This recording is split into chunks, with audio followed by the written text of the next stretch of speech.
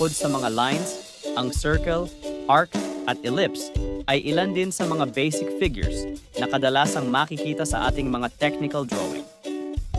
Ginagamit natin ang mga circular figures na ito upang i-represent ang mga objects through drawing.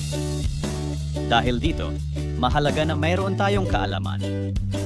Mula sa characteristics ng circle at mga parts nito hanggang sa katangian ng isang ellipse.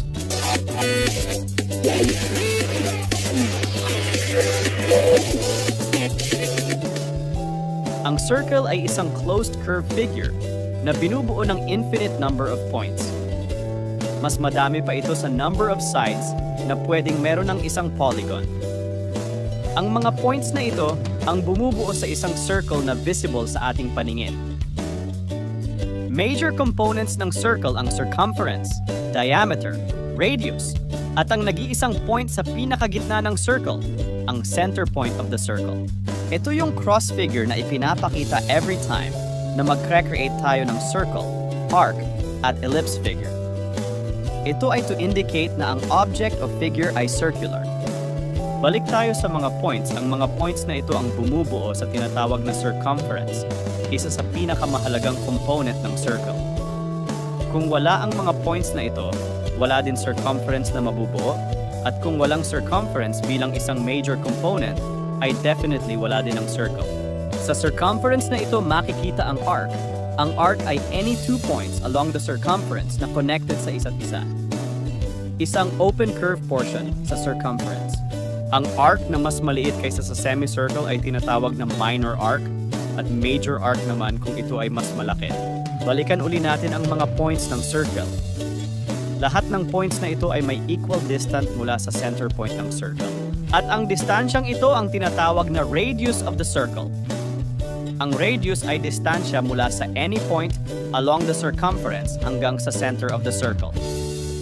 Maaring gumawa ng multiple radius sa isang circle. Pero sa tanong, kung ilang radius mayroon sa isang circle, ang sagot ay infinite.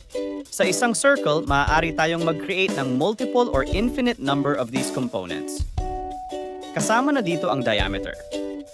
Isang line segment na mula din sa kahit saang point sa circumference, passing through the center, at nag-extend diretso hanggang sa another point in the circumference. Bukod sa circumference, radius, diameter, arc, at center point of the circle. Mahalaga din na maging familiar tayo sa iba pang components ng circle. Isa-isahin natin ang mga ito. Isa pang klase ng line segment ang ating kilalanin. Ito ay ang chord. Ang chord ay line segment na kagaya ng diameter, may dalawang endpoints that lies on the edge or circumference of the circle. Ang diameter ay isa ding uri ng chord. Ito ang pinakamahabang chord na dumadaan sa center point of the circle. At ang tangent. Isang tangent line na nag-i-intersect at exactly one point sa circle. Ang point na ito ay tinatawag na point of tangency. Ang tangent line ay idrinodrawing perpendicular sa radius or diameter. Ang sector ay isang portion or an area inside the circle na nabuo sa pamamagitan ng isang arc na nag-intercept sa dalawang radius.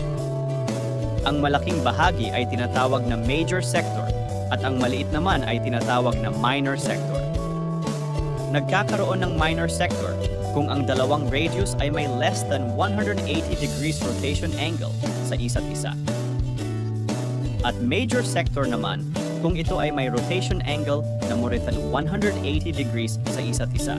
Maaari tayong mag-create ng multiple numbers of sectors sa isang circle. Isa ding portion ng circle ang segment kung ang sector ay part bounded by an intercepted arc and two radius. Ang segment naman ay portion bounded by an intercepted arc and a chord. Kaya ang isang semicircle ay maaring tawagin bilang segment. Mayroon din itong tinatawag na minor segment at major segment at ang quadrant. Isa ding portion that covers 1/4 of the total area ng circle. Atin ding alamin ang mga terms na related sa circle. Kagaya ng concentric circles at eccentric circles.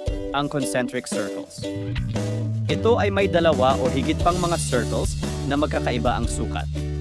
At ang mga circles na ito ay nagsha-share sa iisang common point. Kung ang concentric circles ay merong isang common point, ang eccentric circles naman ay mga circles na walang common point. Isa pang term na related sa circle ay ang ellipse. Tinatawag din itong isometric circle. Ito ay isang oblique circle na hindi nakaparallel sa plane of projection. Mayroon itong dalawang axis, ang major axis at ang minor axis. Ang major axis ng ellipse ay palaging naka 90 degrees sa center line of the given circular object. Ang minor axis naman is always at right angles to the major axis and coincides with the center line.